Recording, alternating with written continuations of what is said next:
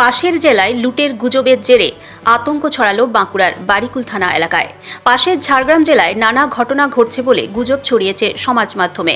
তবে পাশের জেলায় নানা গুজব ছড়ানোই গ্রামবাসীদের সচেতন করতে নেমেছে বারিকুল থানার পুলিশ। এই আবহে বাঁকুড়ার জঙ্গলমহলের বারিকুল থানার কষাকেন্দ গ্রামে বৃহস্পতিবার রাতে একটি ঘটনাকে ঘিরে শোরগোল পড়ে। সন্ধ্যার পর হঠাৎ একটি বাড়ির দরজায় টোকা পড়ে। অচেনা গলায় কেউ জিজ্ঞেস করেন, বাড়িতে কেউ আছেন? আবার অন্য একটি বাড়ির পেছনের দিক থেকে শোনা যায়, মুরগি পাওয়া যাবে। গ্রামের দুজন বাসিন্দার দাবি, ওই রাতে একটি গাড়ি বাড়ির সামনে এসে দাঁড়ায়।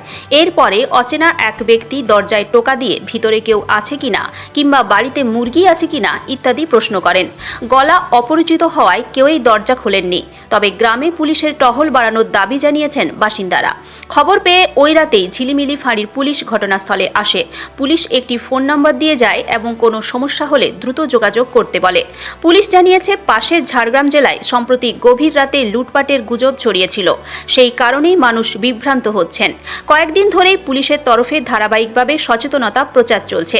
এদিন সকাল থেকে ঝিলিমিলি ও আশেপাশের এলাকায় মাইকিং করে পুলিশ গুজবে কান না দেওয়ার অনুরোধ জানিয়েছেন।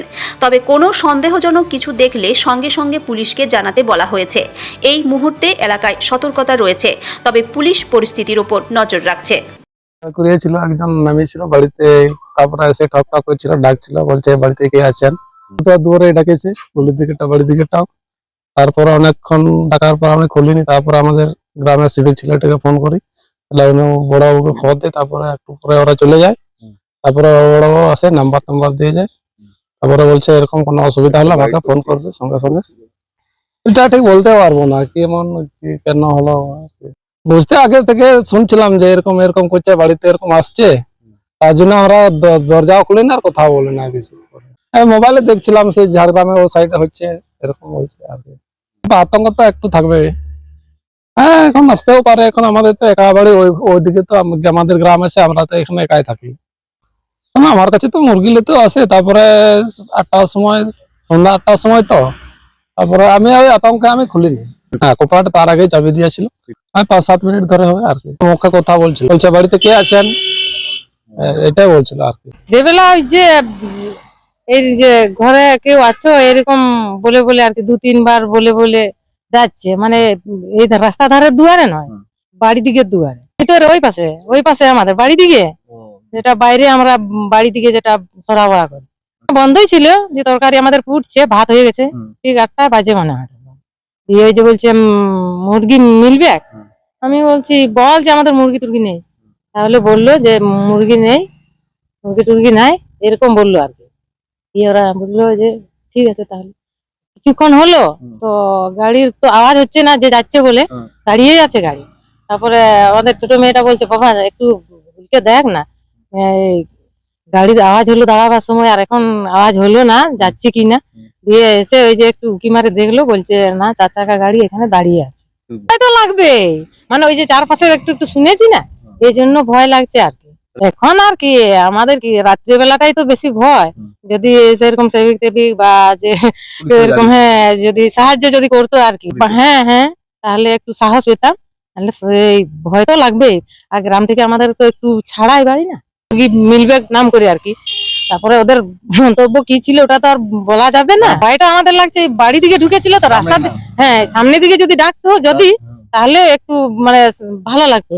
এটা হয় ভিতর দিকে, অনেকটা ভিতর না, অনেকটাই চলে গেছে। হ্যাঁ হ্যাঁ, বাড়ির দিকে। ঘটনাটা এবারে আমাকে ঘরে আছো নাম ধরে নেয়। শুধু বলছে ঘরে আছো। 8টা বাজে। দিয়ে 2-3 বার ডাক দিল। তারপরে আমি বললাম হ্যাঁ আছি। তারপরে মুরগি মিলবে, বললি মুরগি মিলবে না, না ঘরের ভিতর থেকে। দিয়ে আর কিছু বলে নাই, আমিও আর কিছু বলি নাই। তারপরে কিছুক্ষণ পরে বেরাইলাম, বেড়ায় দেখছি এইখানটায় একটা 4 চাকা গাড়ি ছিল, দাঁড়ানো ছিল এখানে। তো 4 চাকা গাড়ি আমি বেরাতে বেরাতে স্টার্ট হয়ে চলে গেল। তারপরে আর আমি কিছু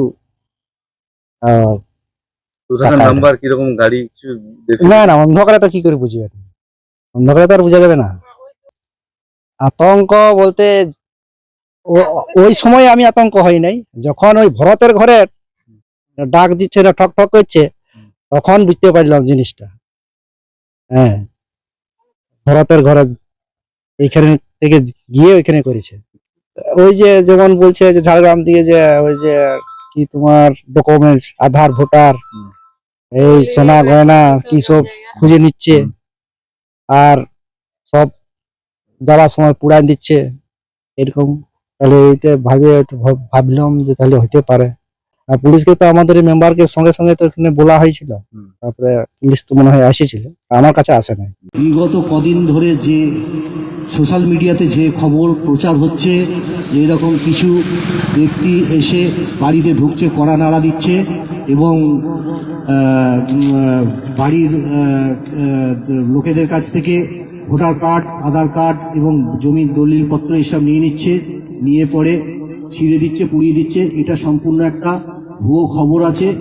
এই খবরে কান দেবেন না। আর আপনাদেরকে জানাচ্ছি যে এই ধরনের যদি কোনো কেউ প্রচার করছে, তৎক্ষণাৎ আমাদেরকে খবর দিন, আমরা তার বিরুদ্ধে আইনত ব্যবস্থা নেব।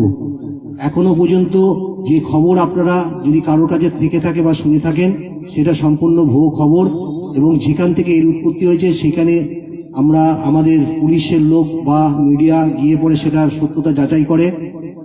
যখন যে ব্যক্তির কাছ থেকে এই খবর পাওয়া যায়, তিনি বলেছেন এই ধরনের কোনো খবর আমাদের কাছে নেই। জঙ্গল মাঠে জল দিতে গিয়েছিলাম, একটা সাপ দেখে আমি এরকম চিৎকার চেঁচামেচি করেছিলাম, এবং সেটা এই ধরনের প্রচার হয়ে যায় যে কিছু ব্যক্তি এসে ভোটার কার্ড, আধার কার্ড আমার পুড়িয়ে দিয়েছে বা করে দিয়েছে, নষ্ট করে দিয়েছে। এটা একদম সম্পূর্ণ ফেক খবর আছে, মিথ্যা খবর আছে। আপনাদের কাছে আমি অনুরোধ রাখবো, আপনারা এই ধরনের কোনো গুজবে কান দেবেন না। এটা সম্পূর্ণ মিথ্যা প্রচার, কিছু মানুষ সোশ্যাল মিডিয়াতে দিচ্ছে তাদের কিছু স্বার্থ সিদ্ধির জন্য। তাই আপনাদেরকে বলবো যে আপনারা এই ধরনের খবরে কোনো রকম এই ধরনের খবর বা গুজবে কান দেবেন না বা গুজবটা রটাবেন না। যদি এই ধরনের গুজব রটান, তাহলে তাদের ক্ষেত্রে আমরা আইনত ব্যবস্থা নিতে বাধ্য থাকবো। নমস্কার, ঝিলিমিলি ফাঁড়ির পক্ষ থেকে আপনাদের সকলকে আমি আন্তরিক শুভেচ্ছা জানাচ্ছি এবং আপনাদের পাশে আছি, থাকবো। যদি কোনো অসুবিধা হয় তাহলে আপনারা আমাকে ফোন করবেন। আমার ফোন নাম্বার হচ্ছে 90 64 908 131।